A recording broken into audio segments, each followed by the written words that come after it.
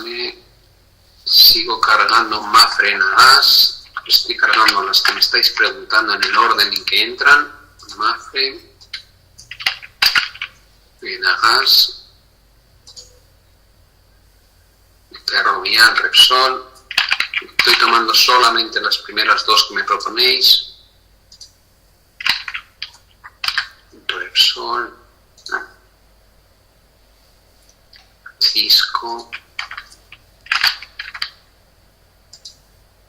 Indra.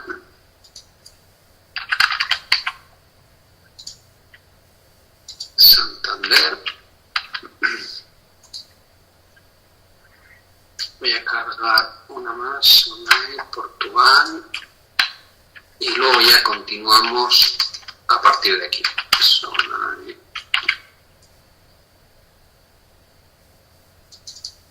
Vale. Luego habéis pedido la aseguradora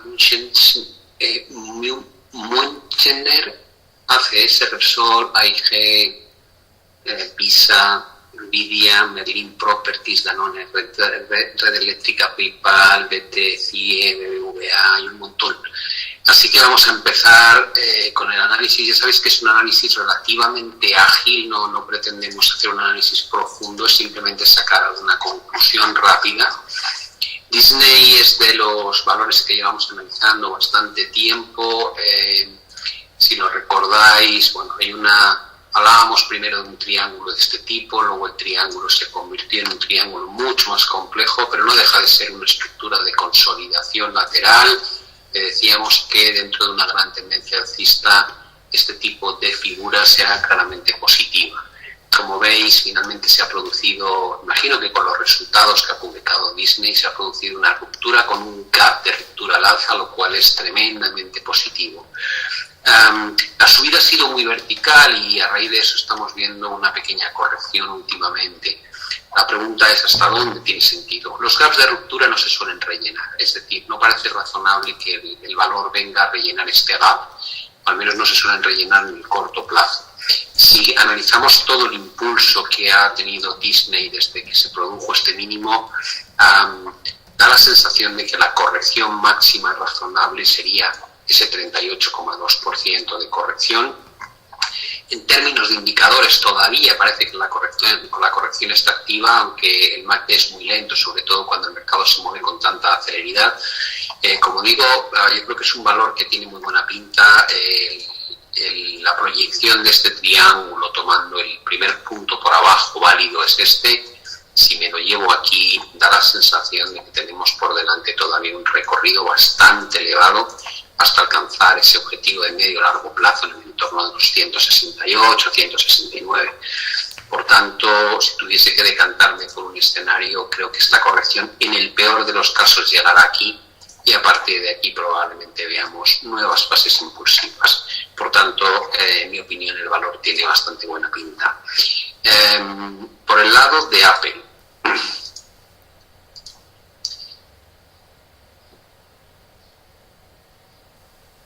el gap puede arrastrar al precio de entrada de una orden limit o stop si tu precio de entrada, bien sea un stop, un buy limit o una orden que queda justo dentro de ese rango de gap, no se ejecuta ese precio.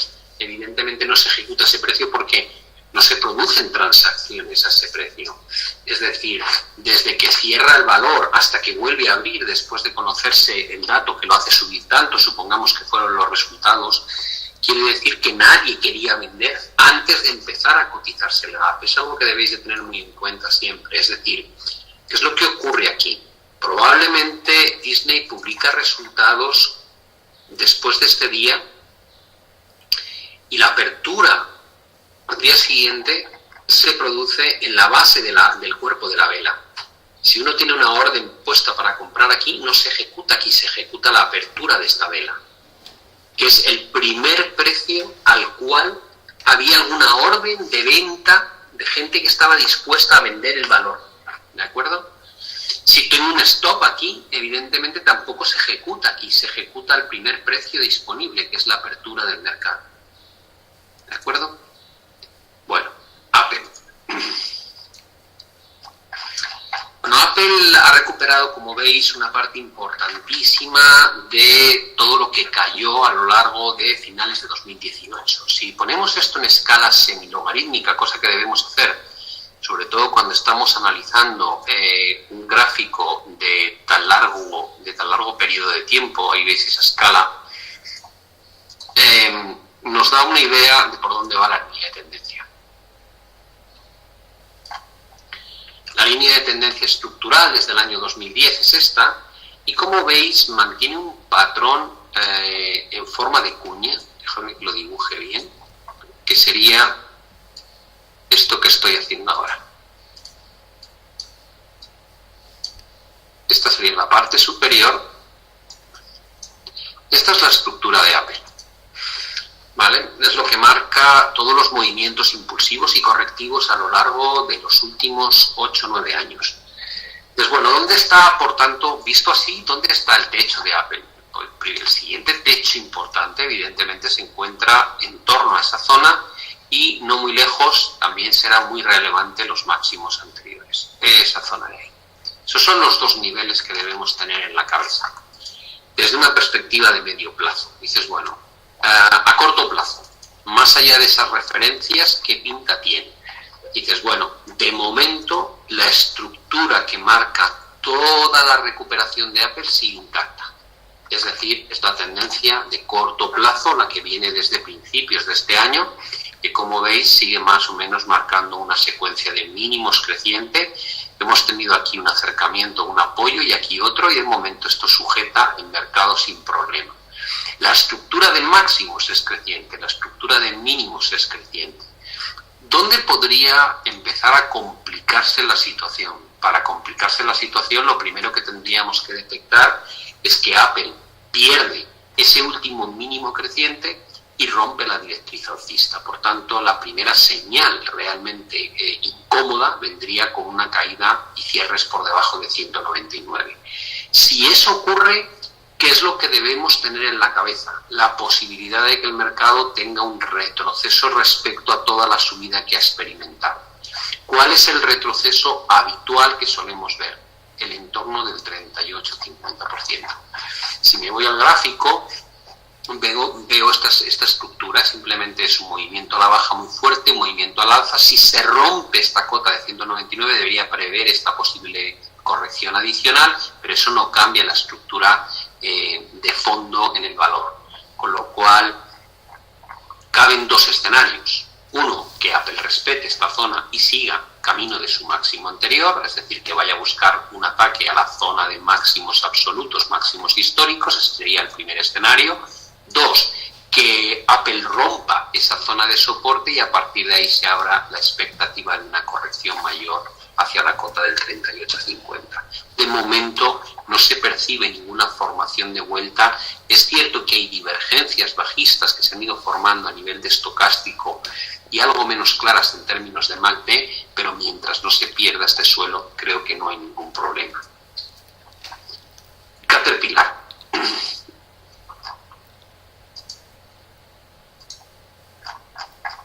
Bueno, la situación de Caterpillar tiene como distintos enfoques en función del espacio temporal con el cual lo analizo.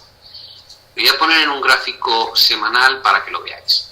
Si yo estuviese hablando con alguien en términos de largo plazo y alguien me preguntase ¿qué pinta Caterpillar? Digo, es una tendencia claramente alcista. ¿Por qué? Porque todos los grandes mínimos que ha hecho son mínimos crecientes y todos los grandes máximos son máximos crecientes. Con lo cual, no hay ninguna duda de que la tendencia estructural desde el año 2000 es claramente positiva. Dices, bueno, ya tengo una primera idea. Dices, bueno, y a partir de aquí, ¿qué hacemos? Digo, pues analizamos el diario. ¿Dónde está el último techo que costó mucho romper al mercado? El último techo que tanto costó romper fue este. Y concretamente lo atacó en una ocasión, en dos, en tres, en 4, y cuando finalmente lo rompe el precio se escapa y luego retorna justamente aquí en una y en 2 ocasiones y aguanta. Por tanto, la secuencia de antiguos techos convertidos en suelos ya me da un primer soporte. ¿Cuánto es esta caída? Esta caída representa de toda la subida anterior una corrección de aproximadamente el 38,2%. Es una corrección de Fibonacci que está muy bien. Y dices, bueno, entonces estructuralmente la tendencia es alcista. En el medio plazo ha respetado una zona muy interesante de antiguos máximos convertidos ahora en suelos y además coincide con un porcentaje de corrección de Fibonacci bastante razonable. Sigamos haciendo zoom. Y dices, ¿podemos dar por concluido el proceso correctivo? No necesariamente. ¿Por qué? Porque toda la secuencia de máximos que muestra Caterpillar desde arriba sigue siendo a la baja, al igual que los mínimos principales. Es decir, esta estructura todavía está activa.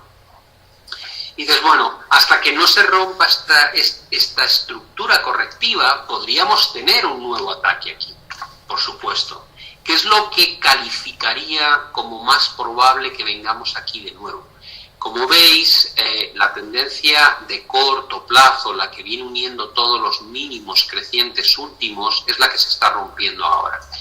Esta estructura, además, tiene aspecto de cuña. Y no es una estructura muy impulsiva.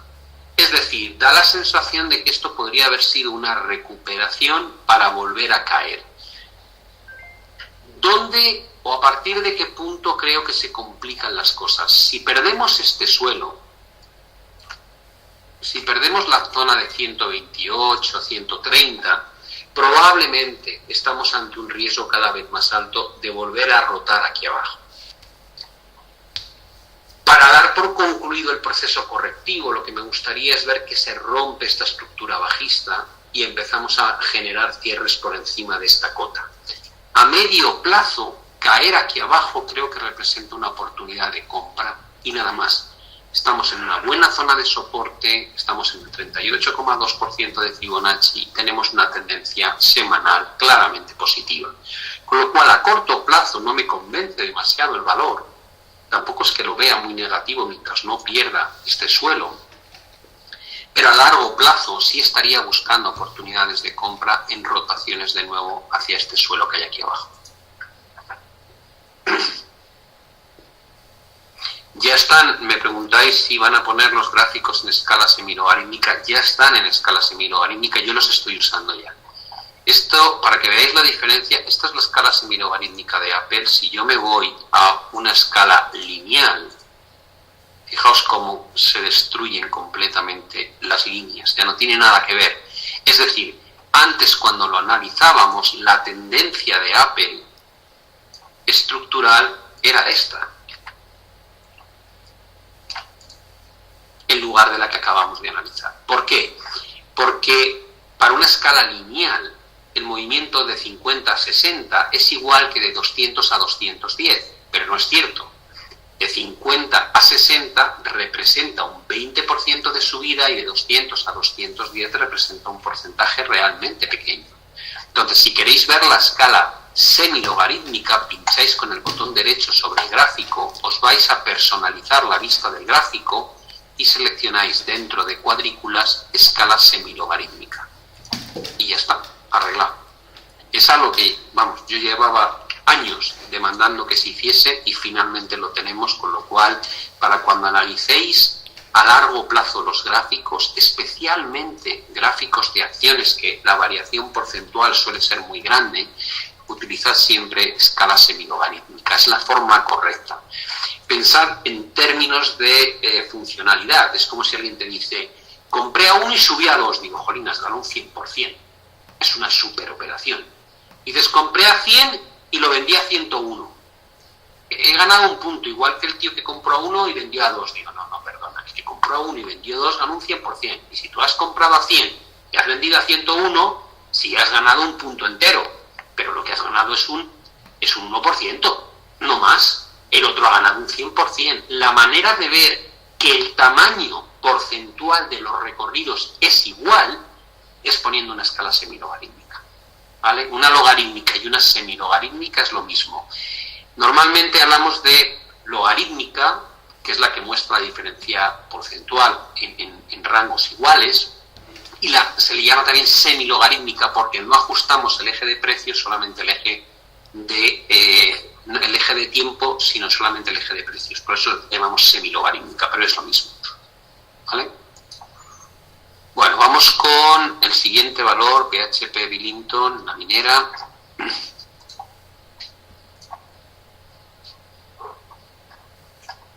Vale. Bueno, aquí merece la pena una visión un poquito más estructural. Dices, cuando ves una visión estructural de BHP, ¿cuál es la conclusión? Hubo una gran tendencia alcista desde el año 2000 al año 2006, pero desde entonces realmente el valor, ya llevamos aquí 15 años en el que esto se mueve con poco rango, es decir, más bien lateral y con un cierto sesgo a la baja. Con lo cual, a priori, no podríamos hablar de que hay una tendencia estructural alcista. Y dices, bueno, y si te centras en la parte última, ¿qué es lo que ves? Yo creo que este suelo fue muy relevante. Sinceramente creo que todo este suelo marcó un punto de antes y después. De hecho, fue lo que generó esta gran estructura hombro, cabeza, hombro, que dio pie al colapso posterior.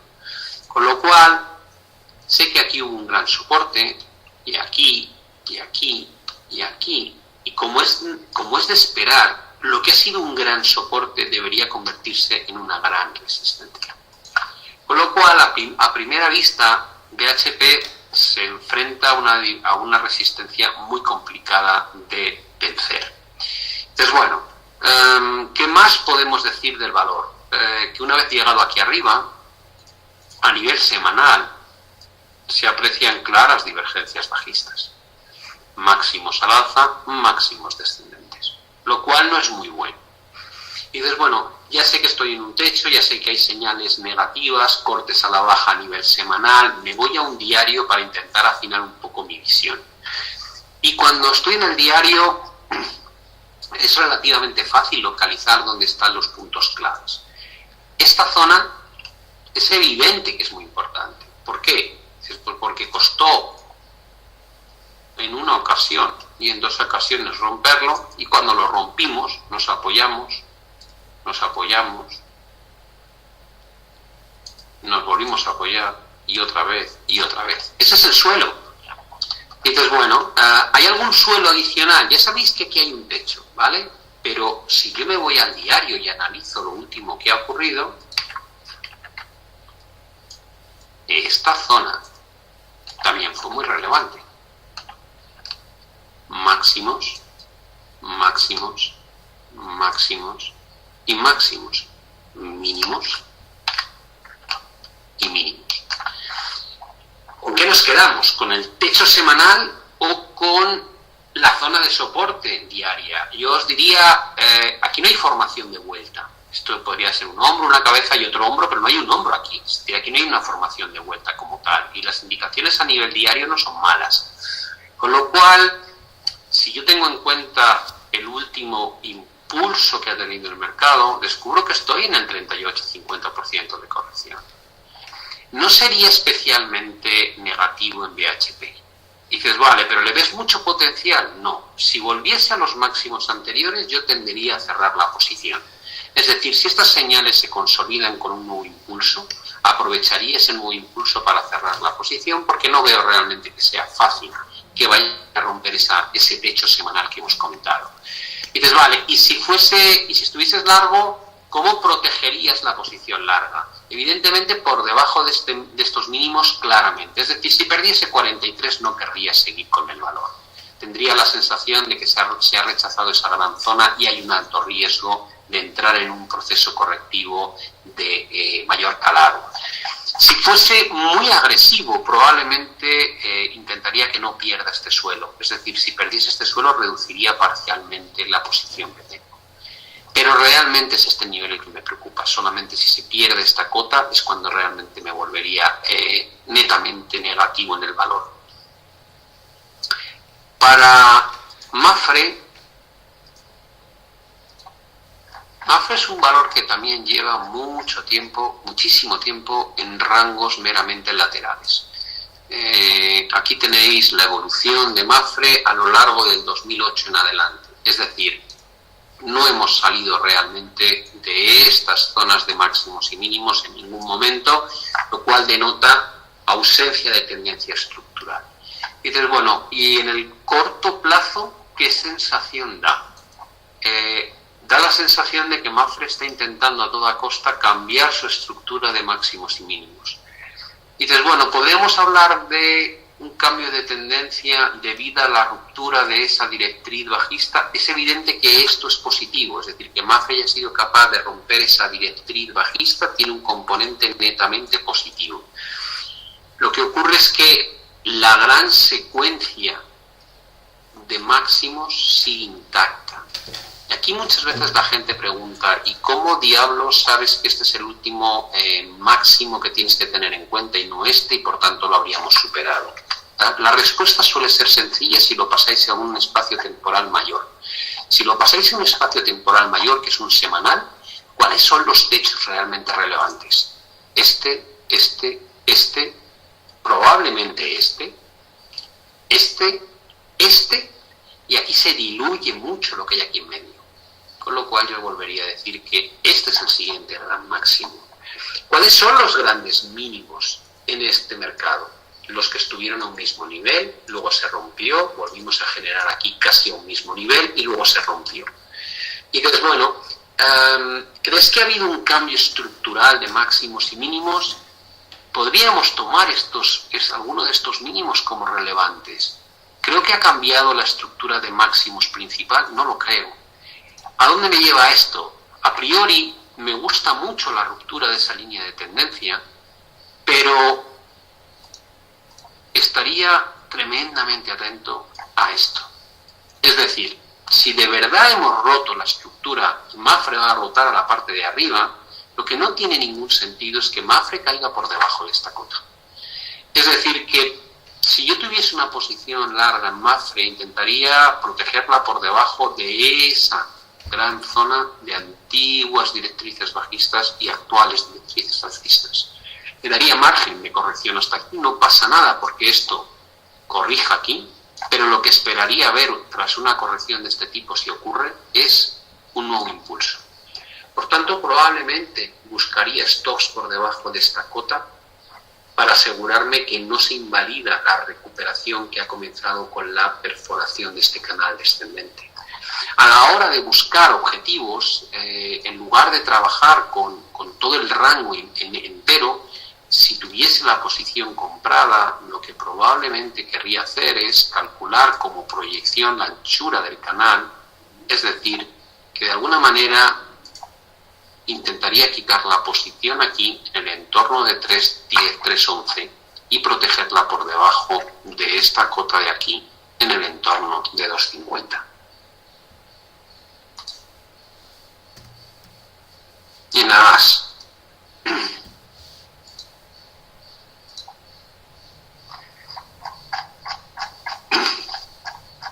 Bueno, en Agas vamos a ponerlo en un gráfico semanal porque si no nos olvidamos del gran movimiento que hubo previamente.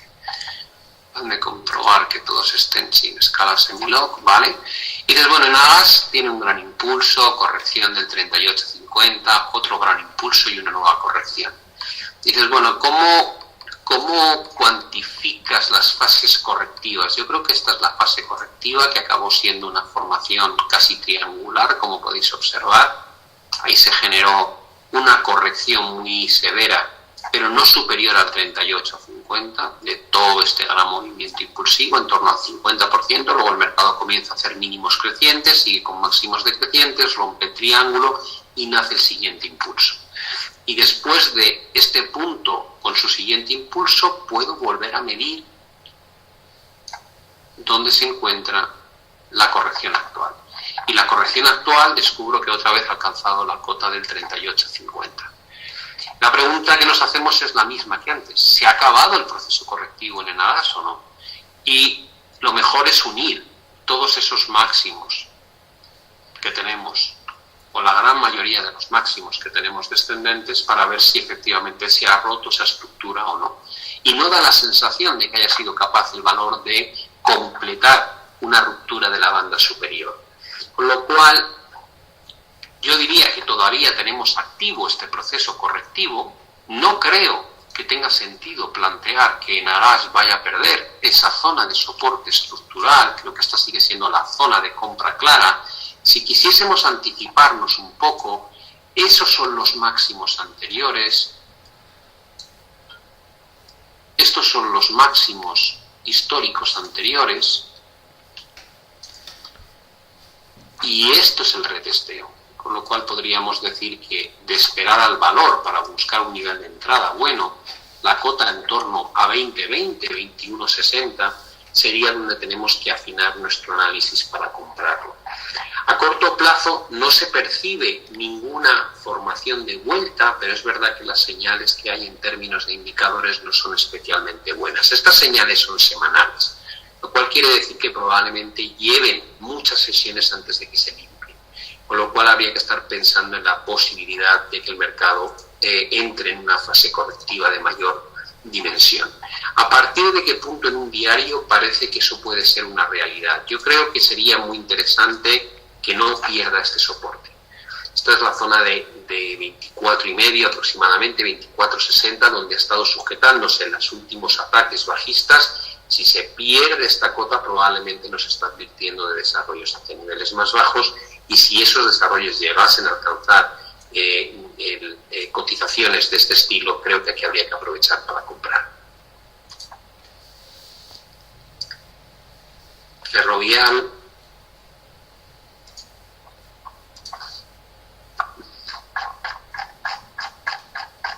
Ferrovial, como veis, también es un valor que tiene una tendencia estructuralmente alcista muy clara. Viene de haber roto una clara directriz bajista, la que unía todos los máximos decrecientes. Fijaos que aquí están muy bien alineados, la señal ha sido muy evidente y además previamente los mínimos mostraban una cadencia al alza, lo cual hace que esto sea una estructura de continuación de tendencia. Por tanto, estamos en tendencia al alza, consolidación lateral, ruptura hacia arriba. A priori esto pinta bien. A medio largo plazo Ferrovial debería seguir haciéndolo bien. El problema es qué tal pinta tiene a corto plazo. Y cuando digo el problema es que aquí vais a localizar señales de divergencias por todos lados. Divergencias bajistas en RSI, divergencias bajistas en MACD. ¿Qué quiere eso decir? Que pese a los últimos máximos crecientes de Ferrovial, las señales en los indicadores lo que están advirtiendo es de un riesgo correctivo. ¿Cuándo y hasta dónde? En Ferrovial hay una gran zona de soporte que está aquí y que de momento incluso aquí ha servido de suelo con éxito y el mercado está recuperando desde esta cota. ¿Hay alguna formación de vuelta? No hay formación de vuelta. ¿Qué quiere eso decir? Que a priori, si el mercado pierde este soporte, no debería por qué caer excesivamente. ¿Cuáles son los porcentajes de corrección que deberíamos vigilar? Yo creo que si el mercado no aguanta en este primer suelo donde está rebotando ahora, el riesgo es que profundicemos hacia aquí. No creo que deba perder ese nivel del 61,8, donde además vamos a encontrar no muy lejos la antigua zona de resistencias. Lo que quiero decir con esto es que en el caso de Ferrovial, incluso si la corrección se extiende hacia niveles más bajos, aprovecharía para abrir posiciones largas. ¿Vale? Tiene buena pinta, en mi opinión.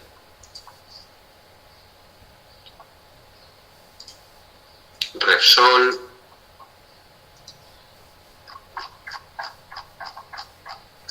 Bueno, Repsol tiene una estructura de largo plazo que no es especialmente buena. Como podéis observar, Repsol viene marcando una tendencia de máximos y mínimos decrecientes desde hace ya bastante tiempo. Estamos hablando de movimientos desde el año 2005 en adelante y en este momento nos enfrentamos a una situación que es muy peligrosa, aunque no está consolidada en absoluto. Lo que no debe hacer Repsol bajo ningún concepto es perder este suelo. ¿Por qué? Porque si realmente perdemos este suelo, lo que vamos a decir es que se ha formado una gran estructura de vuelta tipo hombro, cabeza, hombro, justamente en torno a la parte superior del canal bajista que lleva funcionando desde el año 2004-2005. Por tanto, si yo estuviese largo de Repsol, tendría clarísimo que mi stop lo quiero por debajo de 13.65 y de hecho si pierde 13.65 creo que hay que vender Repsol con un objetivo equivalente a esta proyección hacia abajo. Habría que buscar este recorrido con vistas a caídas hacia la zona de 10.60. Con lo cual, atentos, Repsol no debe perder este suelo. Por el lado positivo, si alguien se pregunta ¿y dónde lo quitarías? Cualquier retorno a esa directriz creo que habría que aprovecharlo para cerrar la posición corta. Perdón, la posición larga. Bueno, vamos con el siguiente.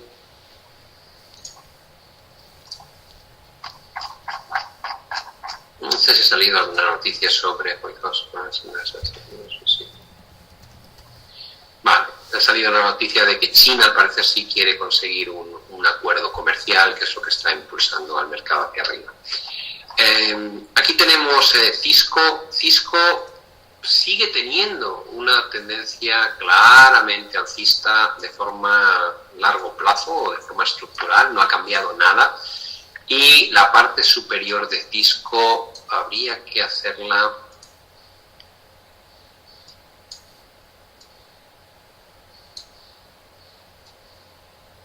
de esta manera probablemente.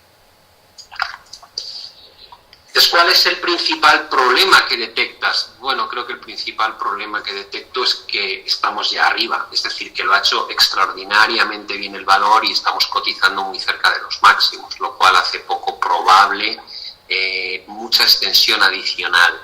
Segundo problema, la ruptura de esa directriz ascendente que ha liderado toda la gran subida en el corto plazo, ¿no? Lo que ha ocurrido a lo largo de los últimos meses. Y dices, bueno, teniendo en cuenta que estamos arriba, que se ha roto la directriz, ¿crees que estas señales se pueden prolongar mucho tiempo? No creo que vayamos a ver caídas muy grandes, pero no hay que evitar la posibilidad de que podamos llegar a ver una corrección de un 38%. Es decir, el nivel de entrada en Cisco, siendo muy agresivo, creo que estaría aquí, creo que estaría en el entorno de estos máximos. Si el mercado retorna aquí, 38-50% de corrección, apoyo en los antiguos máximos, probablemente tenga sentido volver a comprar con un stop por debajo del 61,8 y buscando un nuevo ataque a la parte superior del canal. Creo que esa sería la estrategia que yo intentaría utilizar. Comprarlo al nivel actual, evidentemente creo que no compensa, si bien es cierto que la tendencia estructural es claramente positiva, con lo cual es un valor que tiene buena pinta. Indra.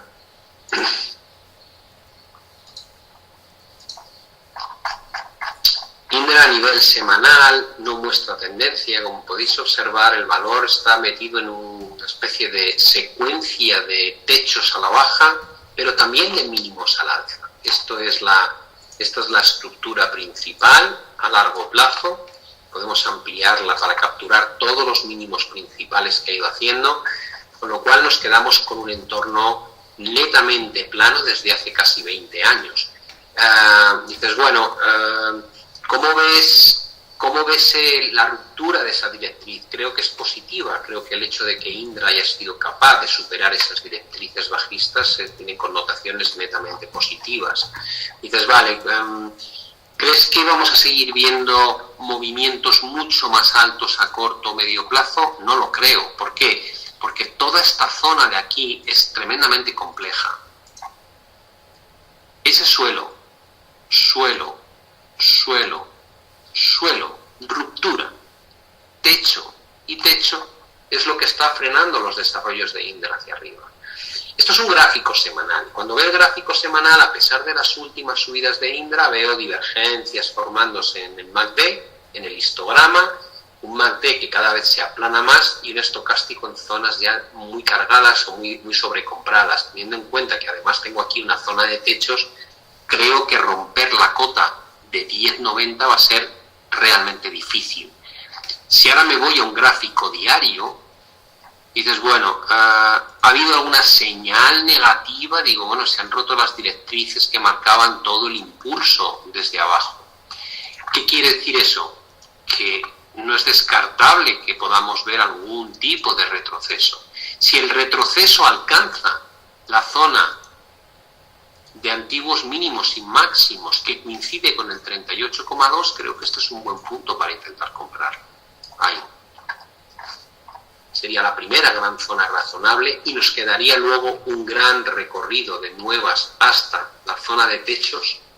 Es decir, si compramos aquí, tenemos todo este recorrido en el que podríamos obtener todavía una gran ganancia sin asumir que vaya a romper esta gran zona de resistencia que es muy complicada. ¿Vale? Santander.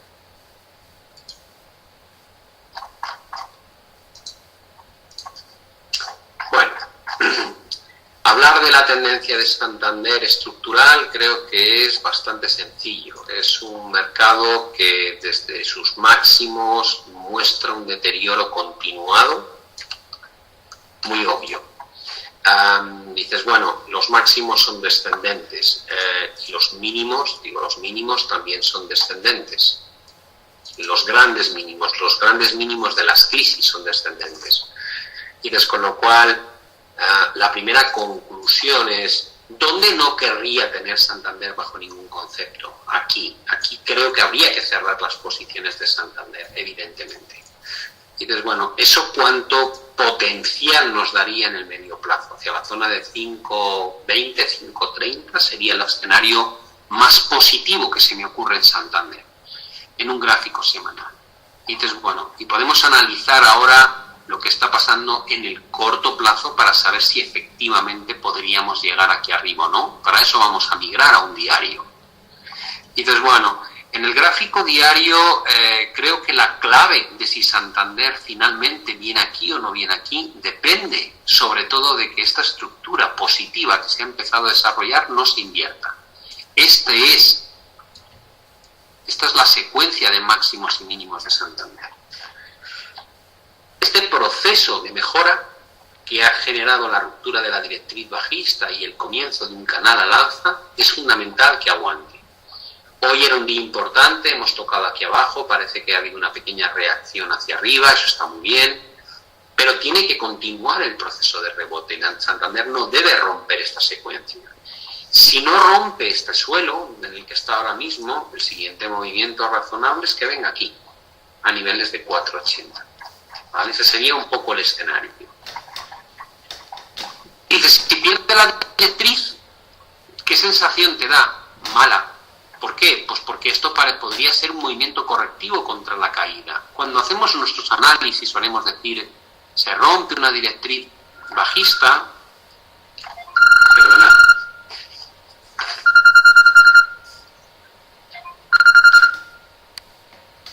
voy a quitar el sonido, no me he dado cuenta. Se rompe una directriz bajista y a partir de ese momento comienza un proceso correctivo al alza. Y dices, bueno, mire ese proceso. Y digo, ya, es que Santander ya ha recuperado un 38-50% de lo que cayó. Con lo cual, sigo pensando en que hay potencial en Santander hacia arriba, siempre y cuando no dé por concluido el rebote. Si el mercado llega al 38,50 y posteriormente viene y rompe esa directriz, no va a pintar bien. Y dices, vale, ¿a partir de qué punto es claramente negativo? Si pierde este suelo donde están los últimos grandes mínimos crecientes, sería una señal realmente negativa de que probablemente vamos a atacar los mínimos de nuevo. A la pregunta es, ¿puede haber un hombro, cabeza, hombro? Vamos a ver, esta es una pregunta que uno siempre se hace, pero un hombro, cabeza, hombro, lo único que determina es un cambio en la estructura de máximos y mínimos. Es decir, yo tengo un mínimo a la baja, tengo un mínimo a la baja, tengo un mínimo a la baja, tengo un mínimo a la baja. Voy a pintar aquí para que veáis, ese es el hombro izquierdo. De repente, cuando el mercado cae hasta abajo, se genera la cabeza. Voy a quitar un montón de cosas de aquí para que no os distraigan, para que veáis el proceso. Aquí hay un ataque a ese máximo no lo consigue. ¿Por qué? Porque es el neckline y muchas veces el neckline es plano. Con lo cual dices, vale, ha habido un ataque, no lo ha roto, es normal porque está haciendo el neckline y luego viene esta formación. ¿Esta formación qué implica? Que por primera vez Santander deja mínimos crecientes, ¿vale? Esa es la señal positiva. Y después, ¿qué buscamos? Que sea capaz de hacer máximos crecientes. Los hace aquí. Ahí supera ese máximo creciente. Y dices, genial. Y luego corrige y vuelve a pegar un mínimo. ¿Es esta corrección razonable? No, no es razonable. La formación hombro-cabeza-hombro, después de romper el neckline, lo que no esperas es que el mercado caiga tanto, con lo cual esto ya me deja un poco con la mosca detrás de la oreja. Y dices, pero luego el mercado tira de nuevo y hace un nuevo máximo, Pablo. Digo, sí, es verdad. Y luego vuelve a caer y vuelve a perder el neckline otra vez. ¿Qué quiere eso decir? Que cada vez veo menos clara la formación en sí, porque hemos roto una zona que teóricamente debería haber servido luego de apoyo y en lugar de eso, justo después de romperlo se desploma, justo después de romperlo se desploma. La estructura en sí cada vez me parece menos fiable. Lo que sí me parece muy fiable es la secuencia de mínimos y máximos. Por eso hago alusión a que no debe perder esta zona. Y especialmente no debe perder estos mínimos. Porque si pierde estos mínimos, todo en lo que basamos la opinión positiva, que es que hay mínimos y máximos crecientes, se va al traste. Y a partir de ahí hay mucha probabilidad de que se vuelva a retomar la tendencia bajista. Con lo cual yo estaría positivo en Santander a corto plazo mientras no se pierda este canal. Si se pierden pasaría a una fase neutral mientras no se pierda este suelo y por debajo de 4 me volvería netamente negativo. ¿Vale? Esa es la manera en que yo lo hago. Sonae en Portugal. Bueno, tendencia de Sonae a largo plazo es lateral, como podéis observar, no hay un gran movimiento. Dices, bueno, tienes esos máximos, tengo estos mínimos, pero en el fondo, si yo tuviese que pintar la estructura ahora desde el año 2005, 2006, pintaría esos techos y pintaría estos suelos. Esto es lo que me quedo. Es un triángulo que lleva activo 2 décadas. Y dices, bueno, viéndolo así, ¿hay alguna otra directriz que puedas usar? Probablemente esta.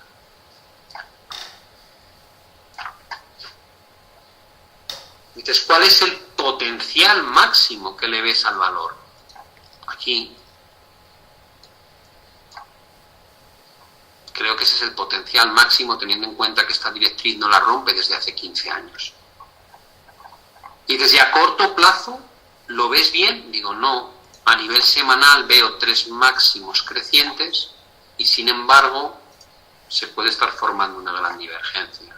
Y desde luego aquí abajo, a nivel de histograma, se está formando la divergencia. A nivel semanal no me convence. Y desde a nivel diario, esos son los 3 máximos que tengo y esos son los mínimos crecientes. Como veis, están alineados. ¿Qué es lo que me parece crucial? Que no se pierda el último gran éxito del valor. El valor viene de haber completado una estructura que no es exacta, pero recuerda un poco a un doble suelo. Y este techo es el apoyo que ha habido aquí y un poquito más adelante. Con lo cual, mientras esté por encima de 0,87, le voy a dar credibilidad, voy a pensar que puede seguir avanzando en esa secuencia de mínimos y máximos crecientes, pero a corto plazo, teniendo en cuenta las divergencias semanales, las divergencias diarias, creo que lo más probable es que esto corrija. Es decir, no me extrañaría que como mínimo ataquemos esa directriz e incluso se rompe y vengamos aquí de nuevo. Viendo esas señales que hay ahí que no son nada positivas. ¿Vale? Con lo cual no me gusta a corto plazo, a medio plazo, aún lo veo positivo y en el largo plazo creo que es un valor que no va a ningún lado y si llegase a la parte de arriba desde luego aprovecharía para quitarlo. Bueno, dejadme que abra el primero, lo digo porque es más rápido de limpiar esto, haciéndolo así.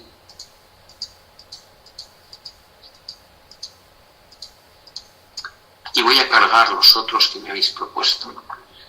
Creo que el último me he quedado con Sonae, luego venía la aseguradora Muenchener, vale, después de esta ACS, Repsol la hemos visto ya, AIG, Santander lo hemos visto, Visa,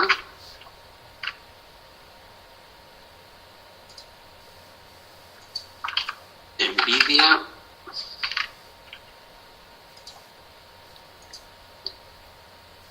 Merlin,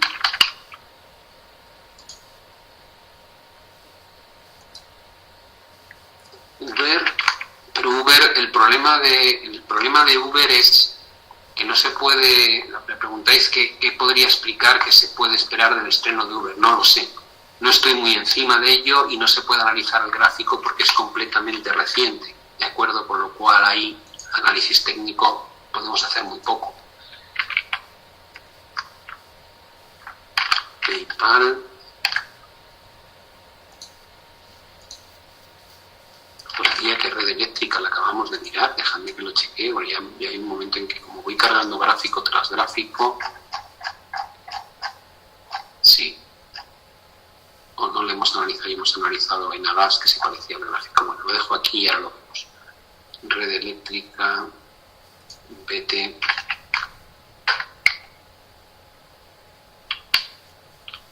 BT Group, CIE,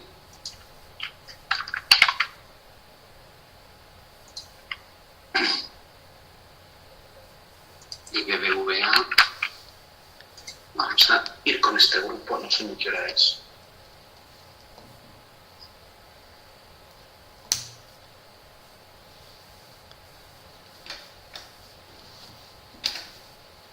Tenemos 10 minutos para analizar un montón de valores, así que voy a ir un poco rápido.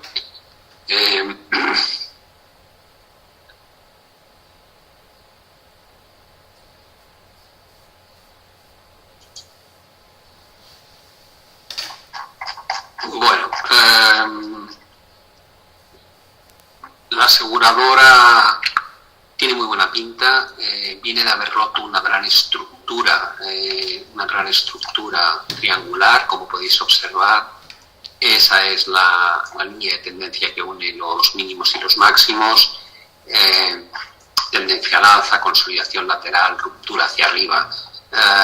¿Qué es lo razonable? Lo razonable es esperar un movimiento de retroceso. ¿Cuánto de retroceso? Yo creo que ya lo estamos viendo, yo creo que estamos ya en ese 50% casi. A priori, yo creo que esta zona es zona de compra, además encaja bastante bien con la antigua zona de techos anterior, y si hubiese una corrección mayor, probablemente hacia el 61,8 para venir a buscar un pullback perfecto a esa zona de aquí, con lo cual a priori yo creo que el valor tiene buena pinta, no hay formación de vuelta. Se habían producido claras divergencias que es lo que han provocado esta corrección, pero a priori, como digo, creo que esto puede representar una buena zona donde buscar otra vez puntos de entrada y compra. Vamos con ACS.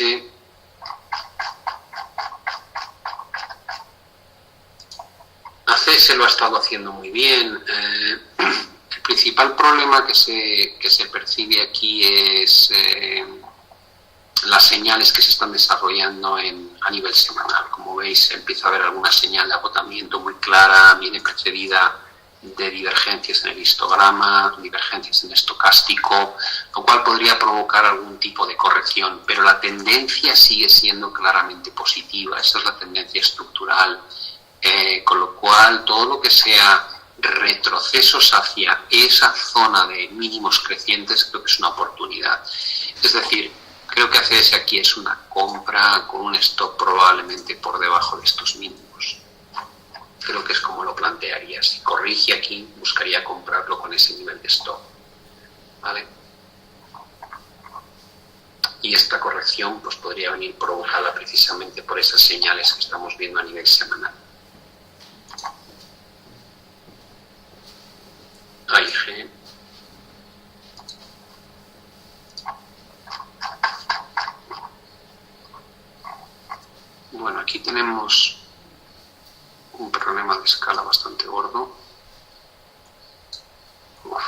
ser muy difícil de analizar. No sé por qué pasa esto. No me está dejando mover el gráfico.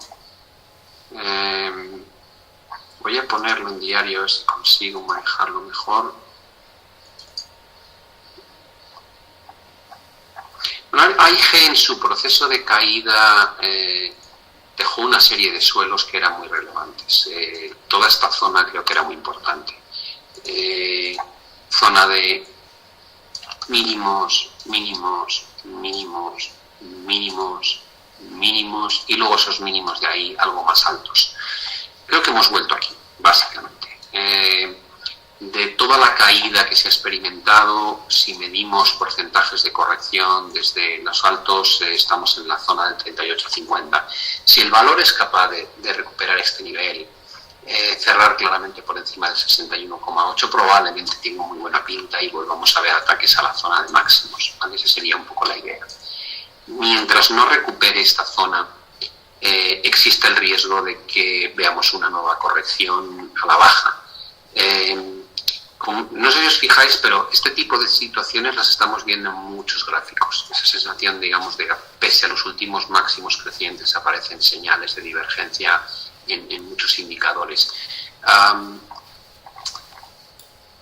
Dices, bueno, si corrige, ¿cuánto puede corregir? Lo normal es que no mucho, lo normal es que venga a corregir, a rellenar este gap, es decir, que si volviese aquí abajo a rellenar el gap y acercarnos a la directriz, probablemente sería una buena oportunidad de compra de nuevo.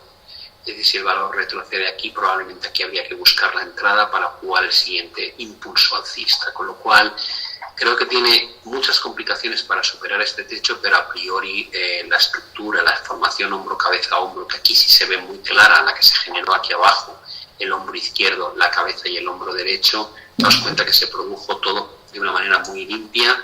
Ese es el neckline, ruptura, pullback y tirón, con lo cual a priori el objetivo de esta formación todavía no se ha alcanzado, estaríamos hablando de un poquito más de subida. No compensa a los niveles actuales perseguir para esa ganancia que queda de recorrido, pero si el mercado retrocede aquí, habría que aprovechar la entrada con vistas a ese último movimiento impulsivo hacia arriba. Con lo cual, a priori, a corto plazo, yo creo que habría que aprovechar caídas para entrar. Visa, bueno, la tendencia de Visa es evidente que es ultra positiva, como podéis observar, lo está haciendo muy bien desde hace mucho tiempo. La última gran corrección se produjo aquí. ¿Dónde están los niveles? Tenemos una zona que se acaba de confirmar con máximos y mínimos. Creo que este es el soporte más relevante en el medio plazo. A corto plazo podemos encontrar otros niveles como esa secuencia de máximos y mínimos. Y yo no veo ninguna formación de vuelta.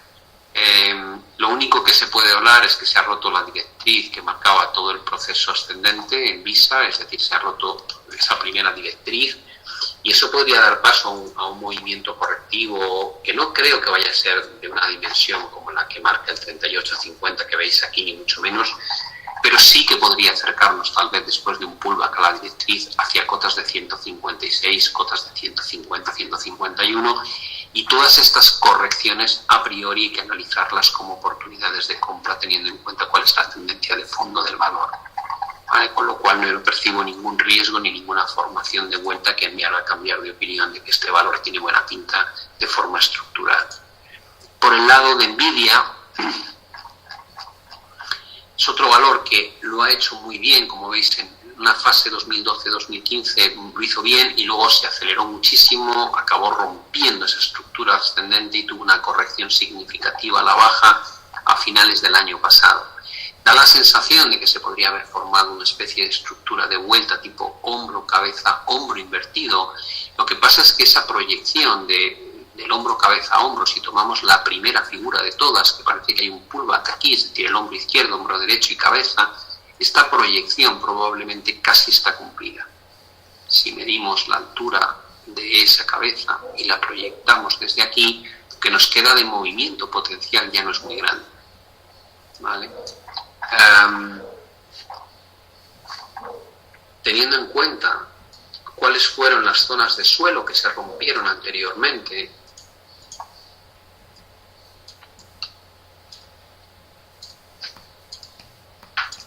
creo que este es un buen punto para cerrar la posición. Si es una posición de corto plazo, aprovecharía la cota entre 206 y 220 para cerrarlo, ¿vale?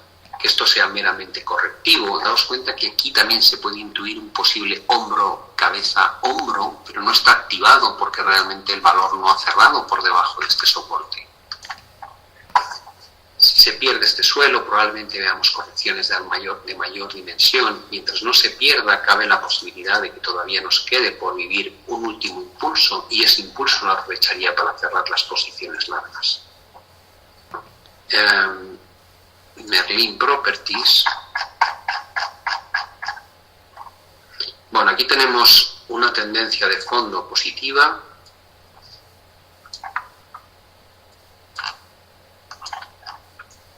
Nada ha cambiado en ese aspecto, y la estructura que denotaba la corrección de máximos y mínimos decrecientes se ha invertido, es decir, máximo, mínimo, máximo, mínimo, máximo, mínimo, máximo, mínimo, máximo, mínimo.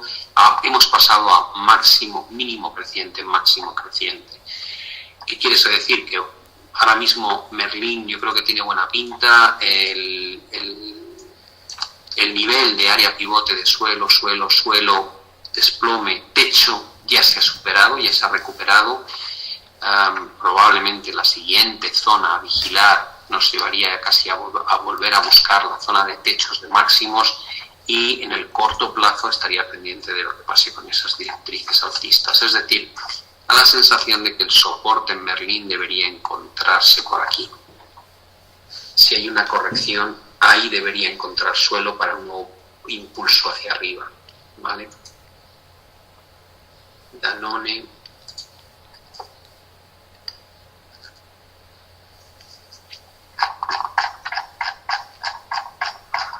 Bueno, Danone no tiene una tendencia estructural. Como veis, los últimos 8 años ha habido un poco de todo, grandes movimientos a la baja, grandes movimientos al alza, luego a la baja.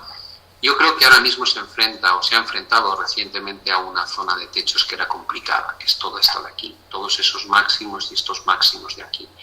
De momento no tiene mala pinta porque simplemente se ha quedado dentro de un rango lateral. Creo que la clave es por dónde salga de este rango. Si rompe este suelo, probablemente nos está advirtiendo de nuevos ataques a mínimos. Si rompe este techo, sería netamente positivo y veríamos el valor avanzar hacia cotas mucho más altas. No hay grandes resistencias antes de los máximos absolutos, con lo cual a priori yo no lo veo mal, pero habría que estar muy pendiente de lo que ocurre con esos dos niveles para saber por dónde sale. PayPal. Bueno, PayPal también tiene una tendencia estructural muy positiva. Venimos de haber salido de una estructura de consolidación lateral tipo triangular. Como podéis observar, ahí se ve muy clara la formación de ese triángulo. El objetivo está cumplido, pero la tendencia sigue siendo claramente buena. El último que hemos hecho son nuevos máximos crecientes, los mínimos son crecientes. Yo no veo ningún problema en PayPal. No hay formaciones gráficas. Si me dijese, ¿y a corto plazo crees que va a subir o va a bajar? Creo que va a bajar. Creo que esas señales de corte, de esas divergencias, probablemente motivarán algún tipo de corrección. Pero no habiendo ninguna estructura a la vista negativa, este fue el primer impulso. El mercado corrigió un 38,50 y desde aquí ha surgido el siguiente impulso, con lo cual, en el peor de los casos, que el valor venga a niveles de 100. ¿Vale? Sacó una corrección aquí antes de ver otra vez cómo restablece la tendencia al alza. Red eléctrica, que antes no sabía si la había visto o no. Esa es la gran zona de techos. Si algún día rompe esos techos es netamente positivo el efecto. Por abajo la estructura parece que son mínimos ligeramente a la baja. Esta sería la estructura. Es bueno, creo que por encima de 20,70 es una compra muy clara. En el corto plazo se ha completado un doble techo. El objetivo está hecho ya. Si medimos todo el movimiento que ha habido de caída, ya estamos en el 38-50%, probablemente tenga sentido el intentar buscar entradas cercanas a esos mínimos, máximo, mínimo, mínimo, mínimo, probablemente por esta zona. tenga buena pinta. Lo más probable es que no lleguemos tan abajo, ya empieza a haber señales claramente constructivas desde el punto de vista de divergencias a nivel diario. Con lo cual, si el mercado viene aquí teniendo en cuenta esto, aprovecharía para comprarlo en el entorno de 17.60, 17.80, buscando retornos otra vez hacia la cota de 20.70. Es decir, si se da esto, ahí intentaría comprar. Con esta idea y con un stop por debajo del 61,8. Vale, vamos a intentar acabar estos tres al menos, aunque creo que ya me he pasado o ya estoy fuera de hora.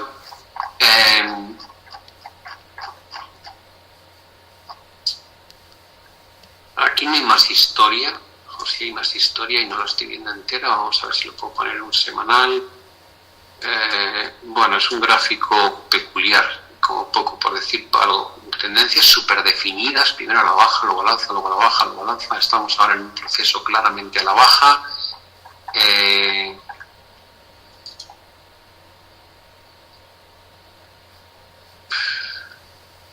Creo que seguimos en ese proceso a la baja, la verdad. No veo que haya cambiado demasiado esta estructura.